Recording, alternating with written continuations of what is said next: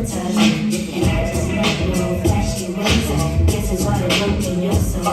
put those in NY, those to the KNY. My name is DC, prefer Versace.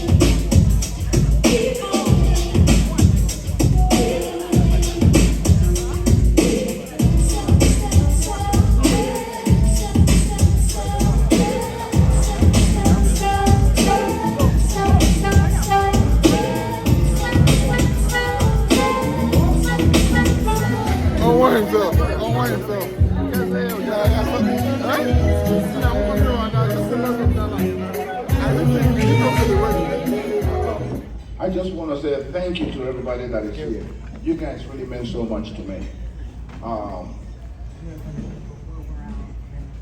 I'm going to ask you guys to do this evening, please, when this DJ is turned loose, a lot of you guys know me as someone who works hard, but I party hard too, man. We used to party till from where we go to class. That's what we did, but when it was in college. We partied until we went to class at 7 a.m. in the morning. But anyway, I want to thank all you guys here. Honestly, I stand on your shoulders this evening. Everyone here, people from Lafayette, my mother-in-law, my friends from Windhoek, my friend from Seattle, Dr. Amechi Akosa, Ugonabo, Abukalea, my brother Okeo Cairo. I've known this guy here since the early 70s. We all was in a boarding school together in the early 70s. I must have been about 11 years old. We created a bond. We had to kind of have something that we worked out, right? If you attack one, you have attacked all. So that's how we survived that boarding school. Thank you so much for coming here. Major, thank you so much. I've known you for about 30 years. You did it 45 years. I don't even think where you had kids. You know it. That's the daughter thing. You, Marlene, for coming. I want to thank everybody, my friend Barry. I remember my son asking you, are you married? You said no. He said, you plan on having any kids? You said 2 kids. You actually had, that was 37 years ago, 38 years ago. Thank you guys so much for coming. But I want to say thank you for my children also too. You know, it's good to have kids that listen to you. Well, some of you guys don't know that these 3 kids, I had went to their college and changed their major. My older daughter was actually molecular biology and biochemistry. She was a junior. When I went to University of Georgia and I said to her, I said, you're going to change your major to mechanical engineering. She said, Dad, I'm supposed to graduate in 2 semesters. I said, well, there's only 3 degrees you can have. You can either be a doctor, you can either be a lawyer, or you be an engineer. The other one I went to do, I changed my major. My son graduated in business administration. And I said, son, you did it wrong. You have to go back and take computer science. But they had walked out. None of them came home. From college, they went straight to work. So I want to say thank you guys so much for just listening to me and thought it fit to do what I thought that was right for you guys. I want to say thank you so much. And my lovely wife, you know, my wife had asked me this question for 40 years. I've never come and answer to it. You know what that question was? She would ask me, when do you know that I was the one for you? And I would say, well, I always know that you are the one for me.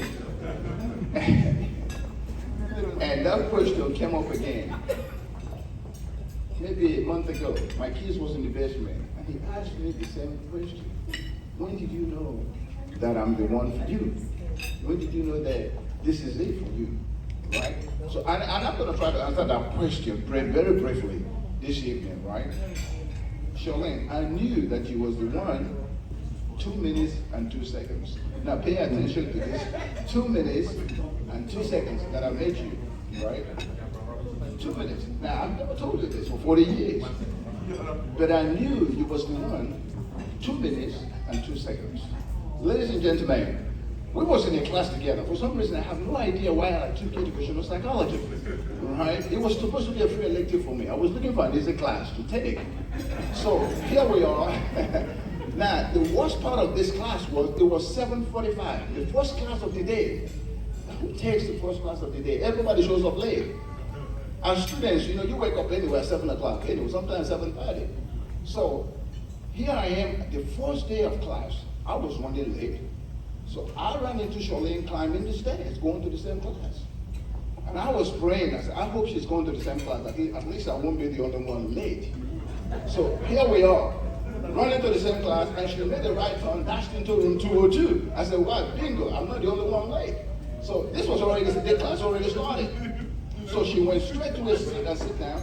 Now, if you come to class late, you have no choice of selecting your seat. You sit where the seat is available. So I was sitting next to her. I turned to her and said, hello. She didn't say nothing to me. She didn't even say hi to me. So, and I had my book, educational psychology book. So I turned to the back of that page. I scrambled something. And I'm going to paraphrase here, right? Wow, this is the most beautiful girl that I've ever met. I just wrote it at the back. And I put my name in the front, and I put the year, 1982. Summer 1982. And she didn't talk to me again, right? So 2 weeks later, I said hi to her again, right? She looked back and she said hi. And I said, well, how about the movie? She didn't talk to me again for 3 months. Every day I would say hi to her, she just walked past me, right? She would not say a word. So after the semester, when the semester ended, right, she asked me, how did you do in class? I said, of course I made an A. I was lying. Of course, I'm smart. I made an A. Now, how about a movie? And then I had my books in my hand. I had that educational psychology books. And I asked her, what did you do with your book? She said, well, I sold it. The book is sold. I said, well, what are you going to do with yours? I said, I'm not selling this book. I'm going to keep this book. And I'm hoping that one day this book will help me explain what I'm about to say today. I have kept this book for 40-something years. And the book is all torn apart. And bear in mind, I have moved to multiple places, about 7 apartments, about 3 or 4 homes that I have moved, but this book, I have kept it. Kept this book for over 40 years. Every time I move, I make sure that that book is the first thing that I pack to move with. So, when this question came about a month ago, my kids was in the basement, so I went and digged out that educational psychology book. And I said, I want you to turn to the back of that page, see what I wrote. And my kids turned to the back of it. Now, my kids don't believe anything I say. I said, look, engineers. As an engineers, they have prove it to me. They have you gotta prove it to me. So they turned to the back of that page. They said, well, Dad, you must have written this. 1982. I said, yeah. I said, because your handwriting over the years have changed. So you use the same ink pen that you use in the front, that you use in the back. And again, I'm paraphrasing. You are the most beautiful girl that I've ever met in my entire life. Now, never mind. I wrote this 2 minutes and 2 seconds that I made this lady, right? So my son was on the phone that particular moment, and they was telling me, he said, guess what Daddy wrote? You could not believe this. Daddy wrote this over 40 years ago. My son started laughing and said, Dad, I can't believe it was such a jerk to write that. Babe, what I'm trying to say, to answer that question my wife had asked me for 40 years, when did I know that you were the one to make it? 2 minutes and 2 seconds. When I ran into you on that stairs, running to that class, then, most of you guys have when I land the lights off me on the sofa,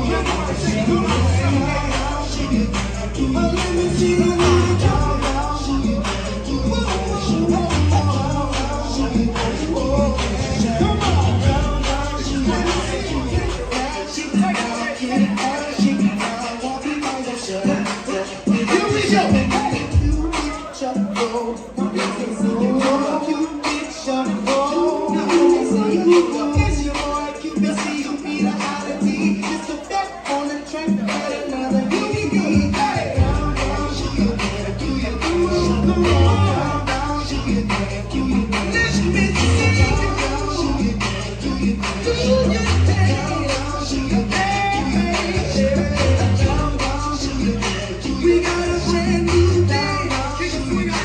We got a brand new sound.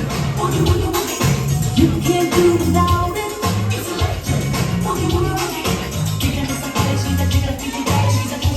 She's don't wanna lose it. It's electric. But you can't use it. It's electric. But you know it's there. Heaven and everywhere.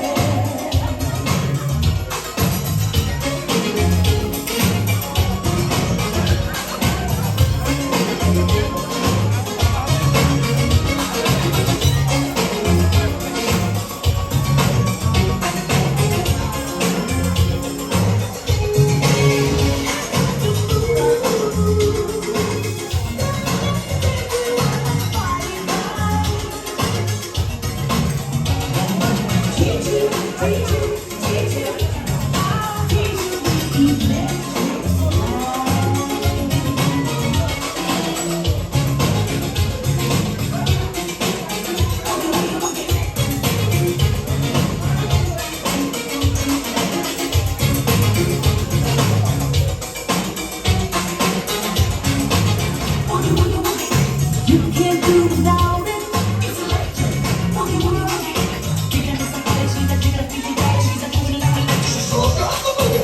wanna lose it. It's electric. But you can't use it. It's electric. But you know it's there. Heaven and everywhere.